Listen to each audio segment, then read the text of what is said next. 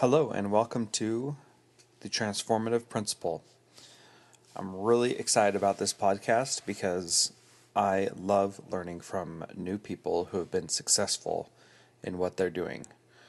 In education, there are plenty of great principals that we don't hear much about because they may not win some awards or they may not be willing to put themselves out there all the time. But there are transformative principals in schools all over the place. And what I would like to do with this podcast is interview those transformative principals and talk to them about what makes their schools and what they're doing so amazing. I really think in education we need to broadcast the things that we're doing great, and that's the best way to inform people of how amazing our schools are and the amazing things we're doing for our kids. In this first episode, I'm going to share a TEDx talk that I did for my school district. We had a TEDx event, and I talked about how our school has gone from 85% average daily attendance to about 96 average daily attendance. It's been a really amazing thing to see, and it's been something that's been very simple. And in honor of the person who taught that to me, that was the principal of D Elementary in Ogden, Utah. Her name is JM, and I'm going to be interviewing her in the next episodes of the Transformative Principal. So if you would like to give me suggestions for what you think I should be talking about or what should be happening, I'd love to hear them. Please let me know on Twitter at @JethroJones, or you can email me at jethrojones@gmail.com. If you have someone you'd like me to interview that's doing an amazing job, please let me know as well. I'd also like to thank our sponsor for this episode, Paperless Principal. Please go to paperlessprincipal.com to learn how you can get rid of all the clutter and paper in your life as a busy administrator. And here is my talk on solving complex educational problems with simple solutions.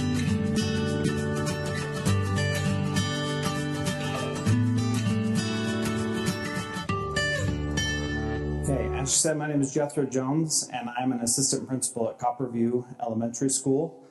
And one of my favorite things about my job is that I get to solve problems all day long. And pretty much whatever I'm doing, anytime I'm involved, is when there's a problem and they need a solution. So I'm really happy that I get to do that. And what I really like is when I can solve a very complex problem with a really simple solution. It just makes everything better. And in education, there are no shortage of problems. We have problems with the achievement gap. We have problems with student behavior. We have problems with parental involvement, community engagement, all kinds of things that cause us problem, and so much more beyond that. We also hear a lot of excuses for why we have these problems. And let me know if you've heard any of these before. These parents just don't care about education. They let their kids stay home all day long and let them play video games, and the kids rule the roost. The student behavior is so bad here that the kids just line up outside the principal's office every single day, all day long. These kids just can't learn. We got this score or grade on our state evaluation of our school because our kids were so low, and they'll never be able to have the achievement that other schools have because they just start out so low and there's only so much that I can do. I've heard all of these things at every single school that I've been at. And most certainly I've heard them at my current school, which is Copperview Elementary. Copperview is a full Title I school. We have about 61% minority, 40% ELLs, about 87% low income. And last year we had about 85% average daily attendance, which means that there were about 90 kids every single day that did not come to school for whatever reason. And I'd like to talk a little bit about the attendance, because that's a problem that every single school faces.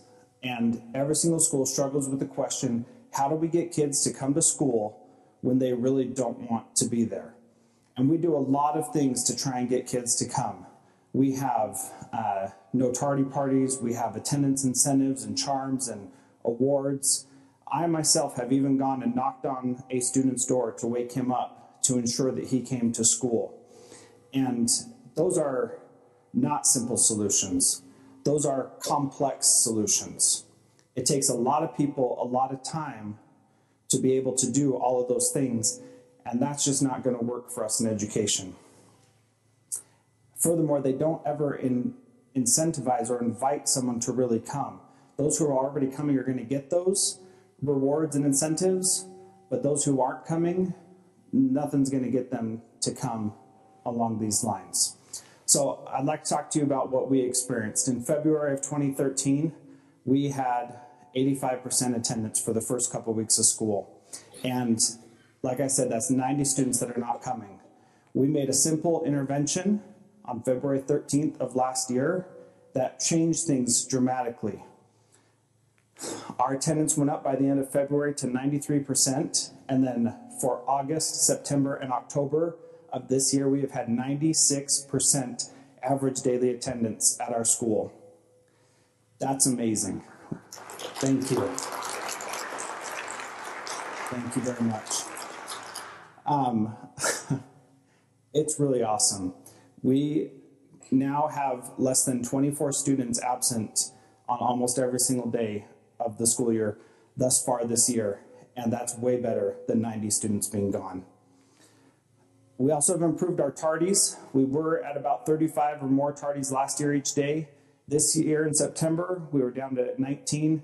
October, we were about 26. And so far in November, which is only 1 week, but we've been at 15, which is really awesome. So not only are kids coming, but they're coming on time as well. This is really exciting. This is the percentage of students that have 93% attendance, which back in the AYP days, that was what we needed to be able to make our AYP. You can see the downward trend, 87 to 68 to 59 in August, September, and October. And you can see in August 2013-14, we had 93%. We actually went up with more days of school this school year than last year. This is where it gets exciting though. Our September went up to 82% of our students had 93% attendance. And we were expecting a drop similar to the previous months in October, but that didn't happen. We dropped by 1%. So we continued throughout the month of October. Another metric that we use is students who have perfect attendance. That means they haven't missed any days. And last year, we had 76% had 100% attendance in August, and then 45, and then 32. That's only 1/3 of our students in October of last year that had perfect attendance. And by implementing this simple solution, we have had a great increase. In September, we went up to 58% of our students had 100% attendance, and in October, nearly 2/3 of our students had 100% attendance. Thank you. So let me review again real quickly these complex solutions that did not work, and then I want to show you what did. No tardy parties, incentives, awards, prizes, that did not motivate any more students to come to school. We did those. They were not fun to do. They were awful. They were complex. I want to show you now our simple solution.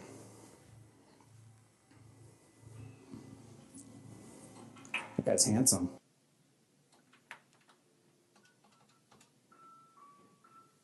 Good morning, Copperview students. I want to announce today's attendance. As a school, we met our goal. We got 94%. Great job, school-wide. Kindergarten, you got 93%. To go. First grade, you got 94%. Second grade, you got 95%. To go. And third grade, you got 91%. Fourth grade, you got 96%. You got 93%. And sixth grade, you got 97%.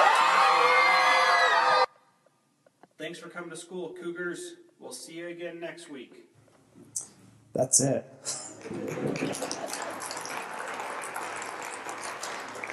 So every single day, I interrupt our teachers and our students for 45 seconds. That's how long it takes me to get through that. 45 seconds each day to let them know what their goal was, how they performed relating to their goal, and give them an opportunity to get excited about it. So we still give students 100% attendance awards. We just give a lot more now than we used to. And we don't talk much about it. We just slip them in their teacher's boxes and the teacher hands them out. But this daily announcement at 11:15 every single day is what is motivating our students to come to school, and it's showing results as well. It's pretty awesome. And these are the results that has been showing. 96% in a Title I school where students have every reason to not want to be at school and often have opportunities to evade their parents and stay home because so many of our parents are working multiple jobs and aren't around. So, as a reminder, we have a lot of problems in education. We took one problem, that was attendance, and we found a simple solution for it. So I'd like to start asking you to ask the question, what if? What if we taught students how they should behave before they had a chance to misbehave? What if we employed teaching strategies that brought all students' levels of achievement up rather than just some of them? What if we gave students exactly what they needed when they needed it? What if we let students decide how to demonstrate their learning by showing us in a way that they choose? And what if every single teacher took responsibility for her own students, the good ones and the bad ones? And what if we had assessments and assignments that assess students on their level rather than on a level that was arbitrary and defined by someone else? What if we could change our education system simply and efficiently? What if?